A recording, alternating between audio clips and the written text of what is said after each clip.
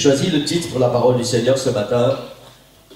C'est pas une nouvelle série, hein, c'est juste une prédication entre la prochaine série, avant la prochaine série. Le titre de la prédication, c'est Fleur de sel. Fleur de sel. J'ai cherché longtemps pour le titre. J'ai fini toute la prédication et puis et je me suis dit que ça c'était tellement beau. Fleur de sel. Ah ben on va arriver quelque part ce matin ensemble, en tout cas j'espère. Ensemble, on va arriver quelque part. Il y a quelque chose dans mon cœur. J'espère que le Seigneur va m'aider à partager avec vous ce qu'il y a dans mon cœur. Et ensemble, on va arriver à faire la volonté du Seigneur et à nous élever dans la volonté du Seigneur. Amen. J'ai discuté récemment avec quelqu'un sur la vie en général et sur ma vie en particulier. Et j'expliquais à cette personne que Sœur Nicole et moi, on a passé toute notre vie, depuis qu'on est mariés, depuis 40 ans, on a passé toute notre vie à servir le Seigneur d'une manière ou d'une autre. Il n'y a pas un moment dans notre vie où on n'a pas été actif pour l'œuvre du Seigneur. Maintenant, je ne suis pas en train de nous glorifier. Vous allez comprendre après pourquoi je parle de tout ça. On a servi dans le chant, dans l'école du dimanche pour les enfants, on a servi pour aider le pasteur dans une nouvelle église, on a servi avec les jeunes, on a servi dans l'équipe de louange, on a servi et on sert encore dans le nettoyage de l'église, Sœur Nicole dans le ministère avec les sœurs, on sert en tant que pasteur, dans l'évangélisation, quand on avait l'association, et dans beaucoup d'autres domaines, nous avons passé notre vie à servir le Seigneur. Et vous savez quoi? On ne regrette rien. Juste peut-être si on avait un regret, c'est certaines choses de ne pas l'avoir fait mieux encore. De ne pas avoir mis plus notre cœur dedans. Mais on est tellement reconnaissant au Seigneur qu'il nous a fait cette grâce de pouvoir passer notre vie à le servir. C'est quelque chose d'extraordinaire. Amen. D'une façon ou d'une autre, nous nous sommes toujours retrouvés engagés pour servir le Seigneur. Vous savez, il y a des personnalités comme ça, il y a des hommes et des femmes que le Seigneur a mis quelque chose de spécial. Et puis, dès qu'il y a quelque chose qui demande quelqu'un pour... Hop, on était là tout le temps. Et même si personne ne voit, nos yeux s'ouvraient, on voyait qu'il y avait un travail à faire. Et il fallait qu'on le fasse. On ne pouvait pas voir, dire, ah oui, mais là, il faudrait bien que quelqu'un se lève. On ne cherchait même pas à réfléchir. D'office, notre cœur était là. Juste quelques temps après qu'on soit mariés, on allait dans une belle église à Oisier, où il y avait beaucoup de monde, il y avait beaucoup de jeunes, et puis il y avait un jeune pasteur qui est devenu notre pasteur, c'est celui qui nous a aidé beaucoup dans notre couple en tout cas. Et il avait un couple qui était là pour aider, c'était une nouvelle église qui démarrait, et puis ce couple est parti dans le centre de la France, près de Paris, pour aller aider dans une autre église, et ce jeune couple pastoral avait besoin d'aide. Et nous, on n'a pas réfléchi. On a dit, ils ont besoin d'aide, ben nous, on va aller, c'était pas tout près. On devait faire, je ne sais plus combien de kilomètres avec la voiture, ça nous prenait du temps, les enfants, enfin, Florent était petit, et ça demandait des efforts, et on n'a pas réfléchi. Ce pasteur et son épouse avaient besoin d'aide, il y avait une jeune église qui était là, qui démarrait, ils avaient besoin. On a dit, on y va. Et on a été bénis, vraiment bénis. Et dans cette église, on a appris comment servir le Seigneur. Et le Seigneur nous a, j'allais dire manipulé, pas manipulé, nous a exercé à plusieurs ministères différents. Et on a pu voir dans beaucoup de ministères la gloire du Seigneur. Amen. Amen. Et vous savez quoi? Quand vous donnez au Seigneur, le Seigneur vous donne. Je disais récemment à quelqu'un, la clé avec le Seigneur, c'est pas d'attendre de recevoir et après tu donnes, c'est toi tu donnes d'abord. Et après, d'office, tu vas recevoir si tu as donné. Et nous avons vécu ça plusieurs fois dans notre vie. Notamment, dans cette expérience, nous avons donné au Seigneur. Et vous savez quoi? Après, quand notre couple a commencé à avoir des problèmes, c'est ce pasteur que nous sommes allés aider. C'est lui qui nous a aidés à nous en sortir. Nous avons donné et nous avons reçu. Et je ne sais pas si notre couple aurait résisté après tant d'années si ce pasteur n'avait pas été là pour nous aider. Le Seigneur a vraiment conduit et guidé toutes les choses et toutes les circonstances de notre vie. Et la clé, c'est donne. Oui. Le Seigneur Jésus a dit, donnez et vous recevrez. Il n'a pas dit, recevez et après donnez. Non, non, il a dit, donnez. Donnez. Donne d'abord. Ça, c'est la clé. Et après, tu vas recevoir. D'office. Maintenant, tu ne dois pas donner dans l'attente de recevoir quelque chose. Mais tu sais que c'est comme ça. C'est une règle de Dieu. Si tu donnes, forcément, tu vas recevoir. Amen. C'est comme ça que le Seigneur travaille. Amen. Gloire au Seigneur. Alléluia. Nous voulons croire de tout notre cœur. Nous avons été une bénédiction pour celles et ceux que le Seigneur a mis sur notre chemin et que nous le sommes encore. Amen. Je pensais que tout le monde allait dire, oui, pasteur, vous êtes une bénédiction pour nous. Et vous cachez votre joie tellement bien.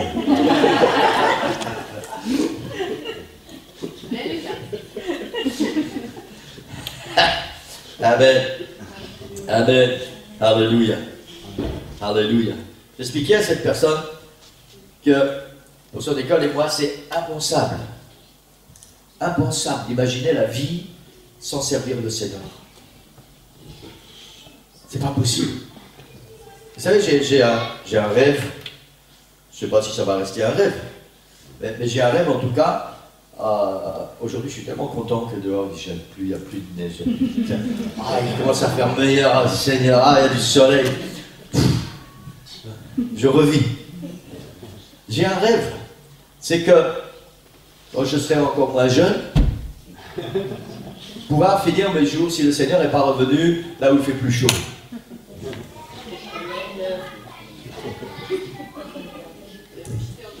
Mais en même temps, j'ai déjà parlé de ça avec Sœur Nicole et tout ça, et vous savez quoi, mais là on n'aura plus d'église parce que j'ai plus envie de recommencer une église, mais j'ai tellement de projets pour que les églises soient bénies. Je veux écrire des livres, je veux faire des études bibliques, je veux faire un tas de choses, j'aurai le temps de le faire pour pouvoir communiquer ça aux églises, pour être une bénédiction. Parce que c'est pas parce qu'on sera loin, si le Seigneur permet que ça arrive, qu'on va arrêter de servir le Seigneur. On ne peut pas. C'est impensable pour nous une journée et on ne sert pas le Seigneur. C'est pas possible. Pas possible. Nous comprenons ce que Paul a écrit. Paul dit, pour moi, vivre, c'est Christ. Maintenant, il y a le travail, il y a les enfants, il y a la famille, il y a tout ce qu'il y a autour. Mais Paul dit, pour moi, vivre, c'est Christ. Et nous comprenons tellement bien cette parole de l'apôtre Paul. C'est inconcevable pour nous de vivre sans servir le Seigneur. C'est pas possible. C'est pas possible. Ça fait partie de nous-mêmes. Amen. Gloire au Seigneur. Et tout ça m'a amené à une réflexion intéressante. Vivre pour Christ, c'est merveilleux. Et c'est de loin la meilleure vie.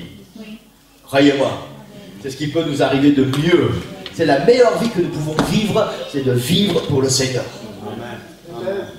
Amen. Alléluia. Le Seigneur n'a jamais dit, je vous vois une petite parenthèse, que parce que tu vis pour lui, tu n'auras plus de problèmes, tu n'auras plus de soucis. Le Seigneur n'a jamais dit ça. La seule chose qu'il a dit, c'est que si tu vis pour moi, contrairement à ceux qui vivent seuls, quand tu auras des problèmes, tu ne seras pas seul, parce que je serai avec toi, je vais te prendre la main et ensemble on va traverser. Ça, c'est une promesse du Seigneur. Et c'est ça qui fait toute la différence.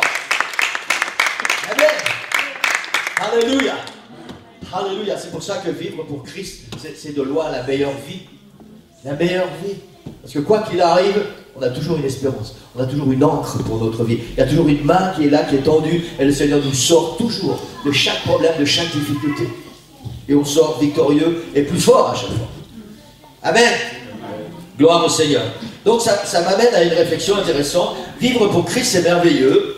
Mais est-ce que pour cela, ma vie plaît à Dieu? Je pense que c'est Florent, la dernière fois qu'il était venu, pas cette fois-ci, la fois d'avant, qui avait mis cette pensée dans nos cœurs. Je ne suis pas sûr que c'est lui, mais je pense. Quand je sers le Seigneur, est-ce que je sers le Seigneur comme moi je veux servir, ou est-ce que ce que je fais, c'est vraiment ce que le Seigneur veut que je fasse? Parce qu'on peut être occupé toute sa vie à servir d'une manière ou d'une autre, dans un ministère, dans tellement de choses, et ne jamais être dans les plans de Dieu.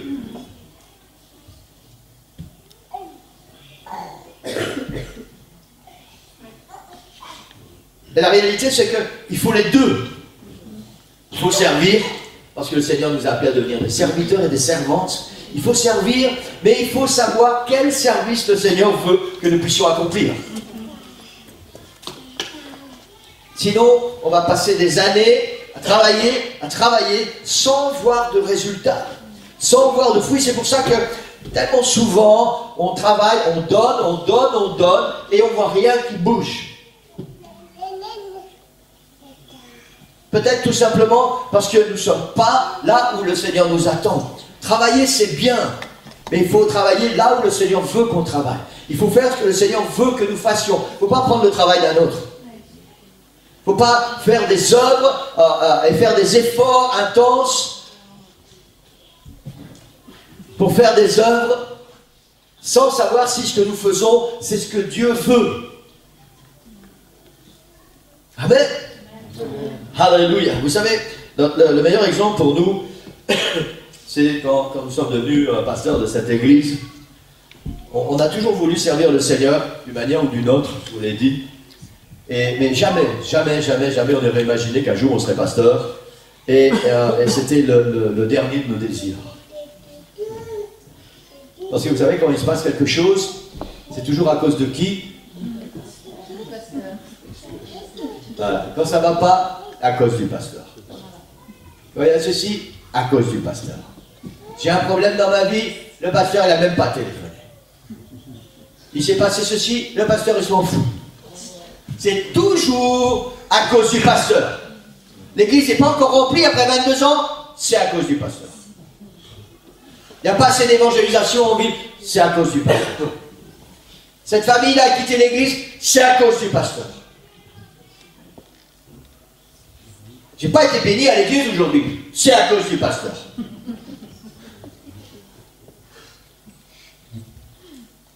Je lis ma Bible et le pasteur il a dit quelque chose et je suis pas d'accord, alors je vais trouver le pasteur après la réunion, je lui dis je suis pas d'accord. Pasteur, il faut revoir ta conception de la Bible. J'ai connu ça, non? Et c'est pour ça que notre dernier désir, c'était de devenir pasteur. Tout, mais pas ça. Et puis le Seigneur a décidé autrement. Et on n'a pas eu le choix. On a dû faire ce que le Seigneur nous a demandé de faire. Amen. Amen. Je ne sais pas ce qu'il y a dans vos cœurs, je ne sais pas si vous ressentez un appel du Seigneur, je ne sais pas si vous avez envie de servir le Seigneur, si vous avez déjà commencé à servir le Seigneur d'une manière ou d'une autre. Mais c'est important de savoir si ce que nous faisons, c'est ce que Dieu veut que nous fassions. Parce que sinon nous allons être frustrés, nous allons être découragés. Parce qu'on ne va pas avoir le fruit escompté et on va se décourager. Si vous êtes sûr d'être dans la volonté du Seigneur, même s'il n'y a pas le fruit que vous voulez, vous savez que vous êtes là où Dieu veut, alors vous persévérez. Ça fait toute la différence. Amen. Ce n'est pas l'objectif du message, la prédication de ce matin. Amen. Donc, est-ce que ce que je fais, c'est ce que le Seigneur veut que je fasse? Amen. Et donc, je vais ouvrir une petite parenthèse. Si vous avez envie de nettoyer l'église, faire partie de l'équipe de nettoyage, ne vous posez pas la question de savoir, Seigneur, est-ce que tu veux que je fasse ça? Faites-le. Ça, c'est pour tout le monde.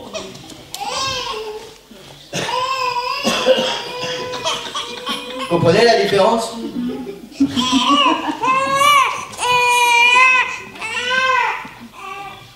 Amen. Amen. C'est une petite parenthèse qui vous fait rire, mais je vais vous expliquer. La propreté de la maison de Dieu, elle nous incombe à chacun. Elle nous incombe à chacun. On ne doit même pas se demander, Seigneur, est-ce que c'est mon ministère? Pour certains, c'est un ministère. Pour d'autres, c'est juste un petit plus. Quand vous venez dans la maison du Seigneur, vous ne devez pas vous demander, Seigneur, est-ce que c'est mon ministère de louer aujourd'hui? Seigneur, est-ce que tu crois vraiment c'est bien si aujourd'hui je vais prier, je vais louer ton nom et je vais me réjouir? Ça, c'est pas un ministère, c'est quelque chose qu'on doit au Seigneur. On doit le faire quand on entre dans la maison du Seigneur. On doit louer le Seigneur, on doit lui donner la gloire. Amen. Je ferme la parenthèse. Alléluia. Alléluia. Donc je me suis posé quelques questions. Est-il possible d'être occupé à plein temps d'une manière ou d'une autre dans l'église sans que cela ne porte du fruit pour autant? Est-il possible? Est-il possible de parler de Jésus autour de nous régulièrement sans que cela ne produise aucun effet sur les personnes qui nous écoutent? Est-il possible qu'il nous arrive en tant que chrétiens de nous sentir inutiles?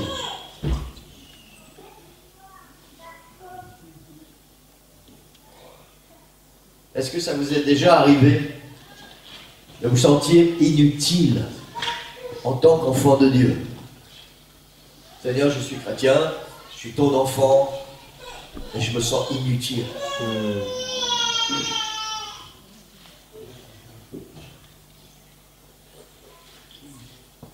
Je crois que si nous prenons le temps de laisser le Saint-Esprit travailler avec nous, avec cette pensée,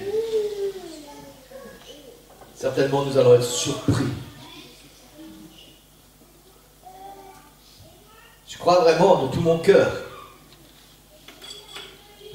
que si nous ne nous sentions pas inutiles aussi, si nous n'avons pas encore réalisé le nombre de fois où nous sommes inutiles, il y aurait tellement de ministères dans l'Église. Parfois nous sommes des chrétiens et nous sommes inutiles parce que nous avons reçu un potentiel. Nous avons reçu des armes pour accomplir un ministère, un service. Et puis nous sommes là assis, quand nous sommes là assis tranquillement dans l'église. Et on attend après pendant une semaine le dimanche qui suit. Et pendant la semaine il ne se passe rien. Nous sommes inutiles. Et parfois nous ne nous rendons même pas compte que nous sommes inutiles.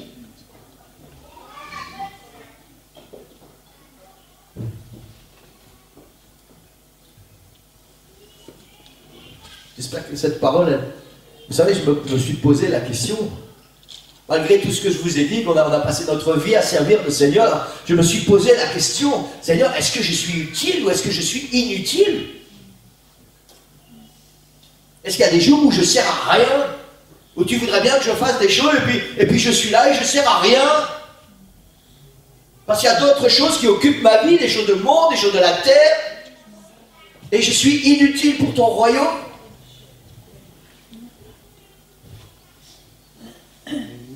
C'est des questions qu'on n'aime pas trop se poser. Hein.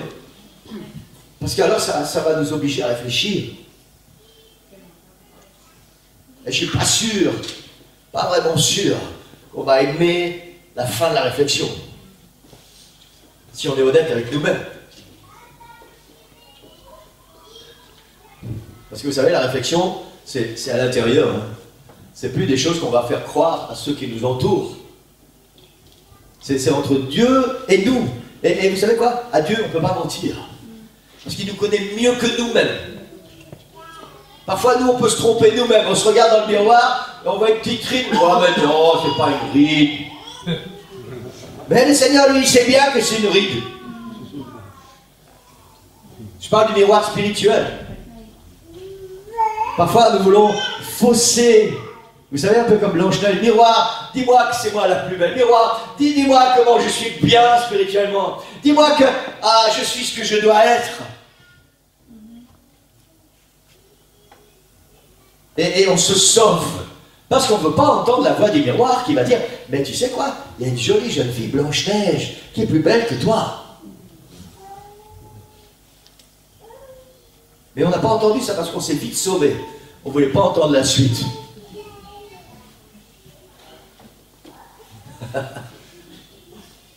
Amen. Alléluia.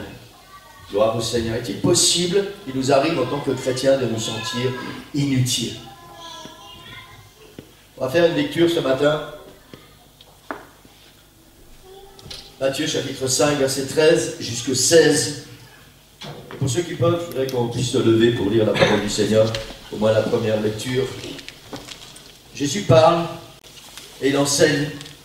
Et il dit, vous êtes le sel de la terre. Mais si le sel perd sa saveur, avec quoi la lui rendra-t-on? Il ne sert plus qu'à être jeté dehors et foulé aux pieds par les hommes.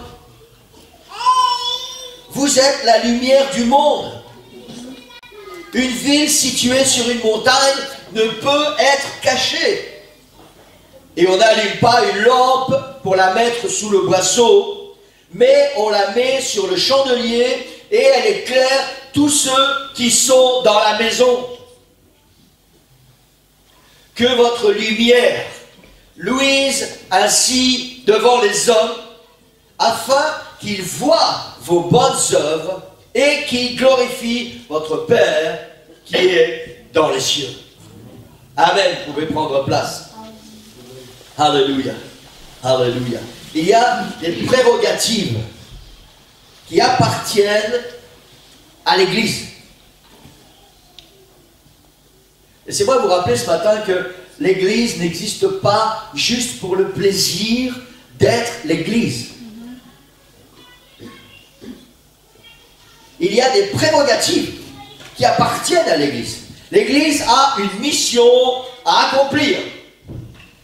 Aller proclamer la bonne nouvelle du salut en Jésus et faire de toutes les nations des disciples. C'est l'ordre du Seigneur. C'est la prérogative qui appartient à l'Église. Amen. Amen. Amen. Et Jésus dit de l'Église, de cette Église à qui il a dit, allez, proclamez la bonne nouvelle. Jésus dit de cette Église, vous êtes le sel de la terre.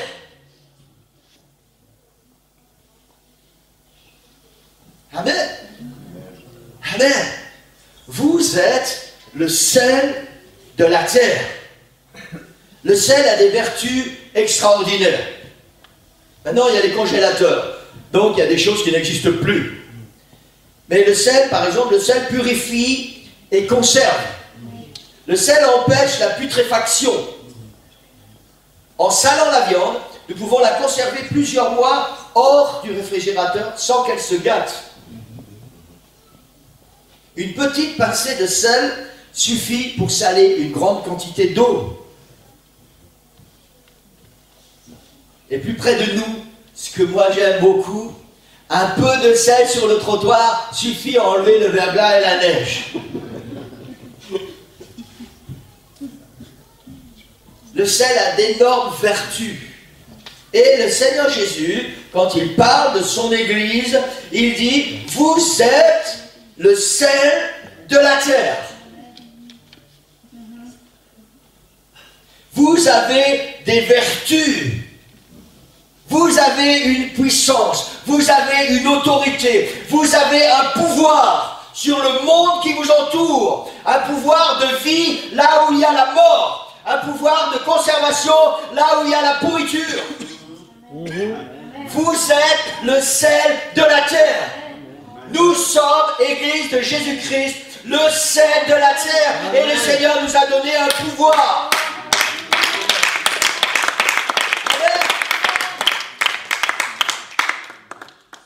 Alors je me suis posé encore une question.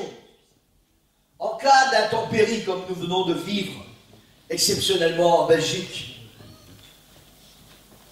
de verglas ou de fortes chutes de neige, à quoi cela servirait-il d'avoir des réserves de milliers de tonnes de sel si ça reste dans les entrepôts?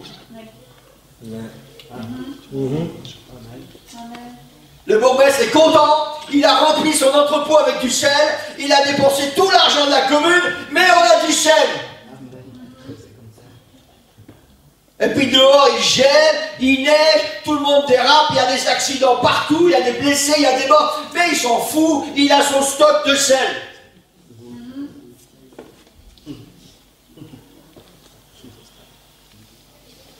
Hein?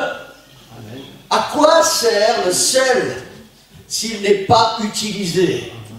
À quoi sert l'Église qui est, Jésus a dit, qui est le sel de la terre, si l'Église ne sort pas et n'accomplit pas ce pourquoi elle existe? Vous comprenez pourquoi maintenant j'ai posé cette question? Est-ce qu'il nous arrive de nous sentir inutiles?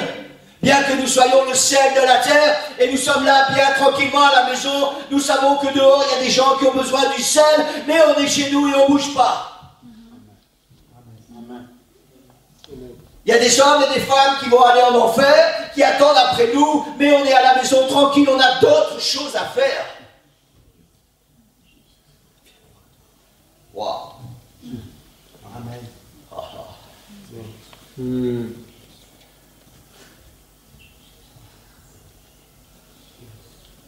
Jésus a dit à l'Église, vous êtes le sel de la terre. Et il continue, il dit, mais si le sel perd sa saveur, à quoi sert-il? Si l'Église ne fait pas son travail, à quoi sert-elle? Ouais.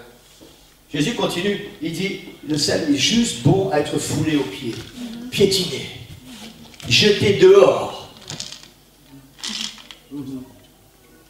Si l'Église ne fait pas son travail, à quoi sert-elle? Elle est juste bonne à être la risée du diable et des démons. Ils se marrent, ils sont pliés en quatre tellement ils rigolent. Ils font la fête quand ils regardent l'Église. Regardez-moi tous ces chrétiens, regardez-moi ce sel de la terre. Au lieu d'aller proclamer l'évangile et de faire pour que les gens ne viennent pas en enfer avec nous, ils sont là bien tranquilles à la maison. Et croyez-moi que les anges, les démons, quand ils rigolent. Et s'ils ont bien une faculté, c'est de savoir se moquer de nous, enfants de Dieu. C'est juste. Ah, on aime bien dire que quand l'enfer entend parler du nom de Jésus, l'enfer tremble. Ah ouais, ça on aime bien. Ah, c'est excitant, hein. Mais on n'aime pas trop entendre parler que le diable se marre à cause de nous, ou grâce à nous. Parce que le Seigneur nous attend quelque part. Le Seigneur nous a confié un travail. Le Seigneur a dit, vous êtes le sel de la terre. Et puis le sel, il est là bien stocké dans un entrepôt. Et dehors, il neige, dehors, il gèle. Les gens sont en train de mourir dans des accidents. Et nous, on est là dans notre entrepôt, bien tranquille. C'est juste.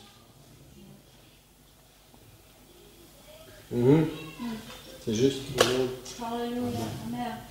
Si le sel perd de sa saveur, avec quoi la lui rendra-t-on? Le sel n'est utile que s'il est utilisé. Ouais. Amen. Sinon, il ne sert à rien.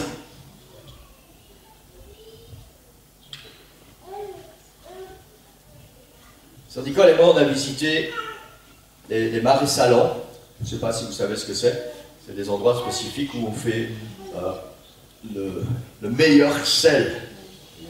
Et nous avons eu le privilège de pouvoir visiter les marais salants et d'admirer comment ces gens travaillent. C'est incroyable, c'est un art, des artistes ces gens-là. Et on a visité aussi les boutiques et on a acheté. Maintenant ça coûte cher parce que c'est la fleur de sel, c'est ce qui se fait de mieux. De mieux.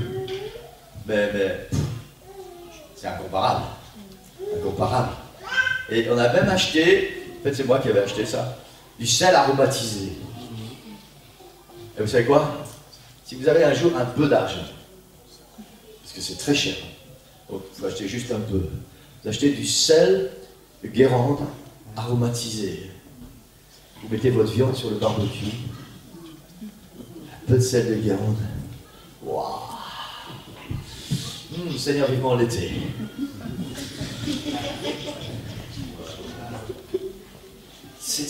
Mais c'est quelque chose d'extraordinaire. C'est pas un sel normal, c'est pas un sel de table, c'est pas du sel iodé. Je sais pas, est-ce que quelqu'un a déjà goûté ce sel de Guérande aromatisé?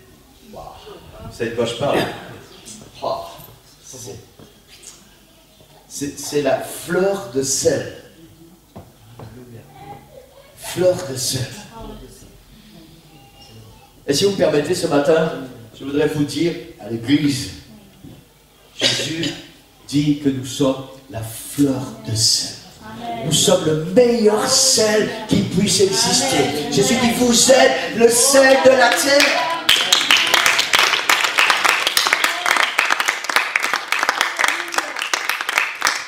Mais si tu ne mets pas le sel là où il doit être mis, alors même si tu as payé ça une fortune, même si tu as fait d'énormes sacrifices pour arriver un jour enfin à avoir un ministère dans l'église, alors ça ne te sert à rien. C'est juste. Peut-être que ça fait 40 ans, 20 ans, 30 ans, 50 ans que tu vas à l'église, que tu lis ta Bible tous les jours, que tu passes 1 heure à prier tous les jours. Mais tu es à côté de la plaque, tu n'es pas là où Dieu t'attend. Ton sel, il est bien stocké dans un entrepôt quelque part. Et ta vie n'a servi à rien. Et un jour ou l'autre, tu vas te réveiller un matin, tu vas te regarder à l'intérieur et tu vas te sentir inutile. Spirituellement inutile.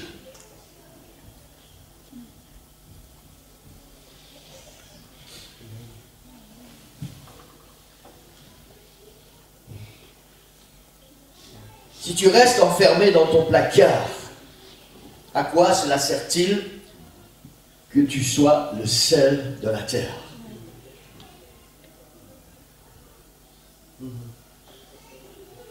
Et je voudrais aller un peu plus loin ce matin. Si tu perds ta saveur, parce qu'on peut avoir du sel dans un placard, mais qu'il reste du sel. Mais si tu perds ta saveur, ça veut dire que si tu trempes ton doigt, tu goûtes, et ça goûte rien. Si tu perds ta saveur, en tant qu'enfant de Dieu, en tant qu'Église de Jésus-Christ, à quoi sers-tu? C'est juste. Vous savez, la saveur, c'est ce qui va émaner de nous quand nous allons quitter ce lieu. Parce qu'ici, on peut faire plein de choses. Plein de choses.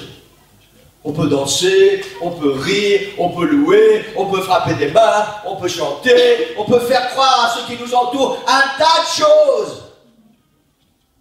Mais quand tu es dehors, avec tes voisins, avec tes amis, avec ta famille,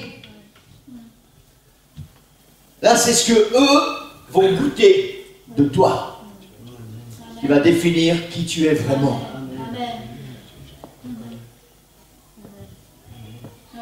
Amen. Tu es le sel de la terre. Vous savez, ça devrait mettre quelque chose dans nos cœurs. Si tu as besoin de courage le matin quand tu te lèves, parce que tu es fatigué, ou parce que tu sais qu'il va y avoir des moments difficiles, ou des choses, Seigneur, je suis le sel de la terre, et aujourd'hui je veux apporter de la saveur à quelqu'un, quelque part. Je veux apporter la vie quelque part autour de moi. Et toi, tu vas prendre soin du reste. Amen. Amen. Amen. Laissez-moi vous dire que ce n'est pas derrière votre ordinateur que vous allez être le sel de la terre. Ce n'est pas derrière votre téléviseur que vous allez être le sel de la terre. Ce n'est pas au coin d'un bar que vous allez être le sel de la terre. Ce n'est pas en allant raconter des bobards à Pierre, Paul, Jacques que nous allons être le sel de la terre. C'est pas en vidant les kiosques avec toutes les revues qu'on peut trouver, les revues de mode ou je ne sais trop quoi, les derniers people. C'est pas comme ça que nous allons être le sel de la terre. Et pourtant Jésus dit, vous êtes le sel de la terre. Église, le Seigneur te parle ce matin, il dit, tu es le sel de la terre.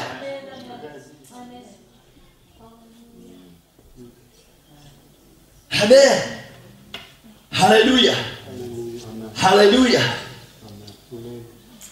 En tant que chrétiens, nous sommes le sel de la terre et notre présence dans le monde doit faire la différence.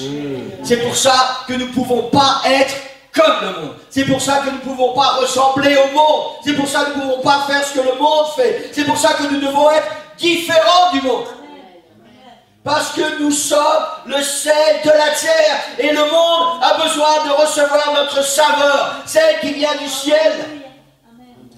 Le monde a besoin de recevoir le message de l'évangile, d'entendre parler que Jésus est mort pour payer ses péchés, pour prendre soin de ses soucis, pour qu'il soit guéri et pour qu'il puisse avoir la vie éternelle.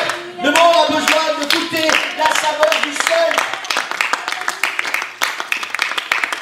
Et quand nous sommes dehors, nous devons faire la différence.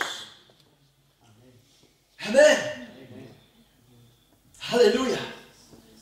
Alléluia. La grande raison pour laquelle le monde refuse de croire en Dieu, maintenant, est que l'Église a perdu sa saveur.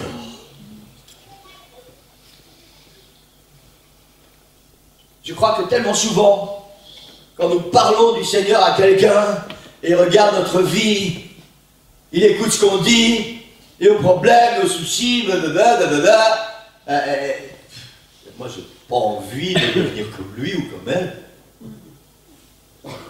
C'est ça du sel? Ah ben moi je vais vivre sans sel. Hein. Régime.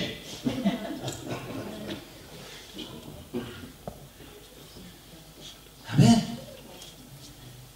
Vous savez, si on passe notre vie à raconter aux gens nos problèmes, nos difficultés, ça va pas, j'ai mal, j'ai ci, j'ai ça, Ah, et puis Pierre, Paul, Jacques, et puis la famille, et puis j'arrive pas avec mon travail, et puis il faut des sous, et puis la voiture est en panne. Ah, et tu sais quoi? Tu devrais venir avec moi un jour à l'église, tu vas voir, on va entendre parler de Jésus, ça va faire du bien à ton cœur. Quel Jésus, vous dire? T'as pas l'impression que le Jésus dont tu parles, il a fait du bien à ton cœur, hein? C'est pourquoi? Parce que certainement, hein, on a perdu notre saveur. Amen. Amen.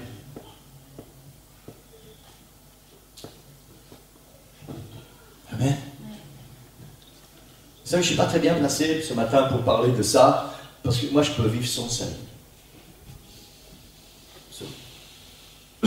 Ça ne me dérange pas du tout. Je ne peux pas vivre sans sucre. J'ai besoin de café, tout ça, ça va être bien sucré, le chocolat doit être bien sucré. Mais je peux vivre sans sel, ça ne me dérange pas. Mais c'est vrai que si Sœur Nicole passe derrière et qu'elle met du sel, c'est quand même meilleur. C'est quand même meilleur.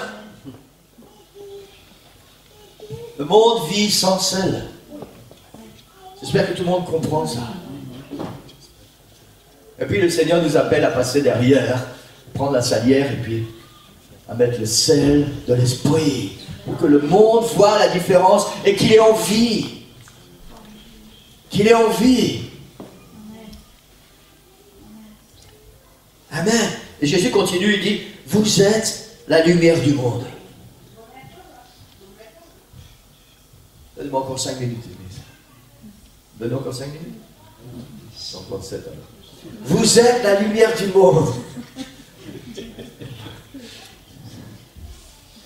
Ah oui, ça c'est les pasteurs.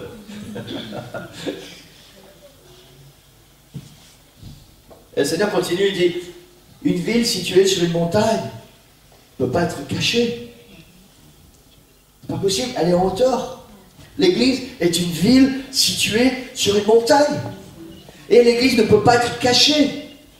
La lumière que nous sommes ne peut pas être cachée. Jésus dit, on n'allume pas une lampe pour la mettre en dessous. Non, non, on prend la lampe et on la met sur la table pour qu'elle éclaire. Et Jésus continue, il dit, vous êtes la lumière du monde. Et il termine en disant, que votre lumière luise devant les hommes. Que votre lumière luise devant les hommes. La question ce matin, c'est vraiment de savoir qui nous sommes. Est-ce que nous sommes le sel de la terre? Est-ce que nous sommes la lumière du monde? Est-ce que notre lumière brille? Est-ce que nous sommes cette fleur de sel qui va donner du goût et qui va faire que le monde va être conservé, si vous comprenez l'expression? Ou est-ce que nous avons perdu notre saveur? Juste chrétien de nom. Et notre témoignage n'a pas de puissance, n'a pas d'autorité, parce que nous n'avons pas une vraie vie spirituelle, nous n'avons pas une saveur spirituelle.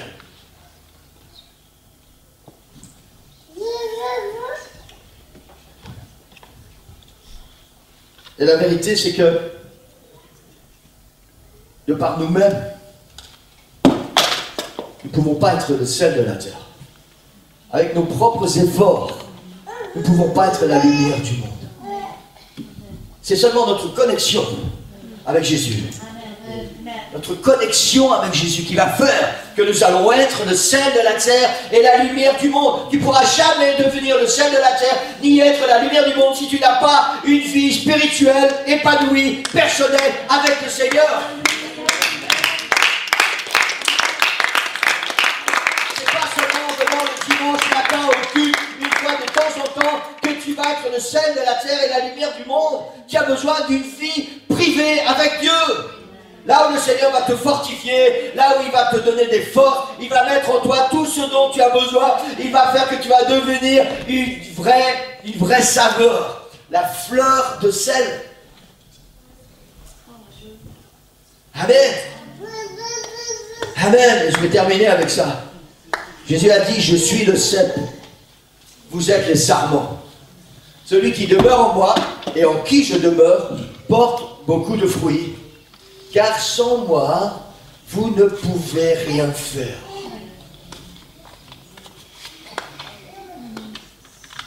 si nous ne sommes pas attachés au Seigneur, nous n'avons pas une connexion, une vraie connexion avec le Seigneur, à chaque instant de notre vie, alors si la sève du Seigneur ne coule pas en nous, si l'Esprit du Seigneur ne remplit pas nos vies, nous ne serons jamais le sel de la terre, ni la lumière du monde. Et pourtant, c'est ce que Jésus veut que nous soyons.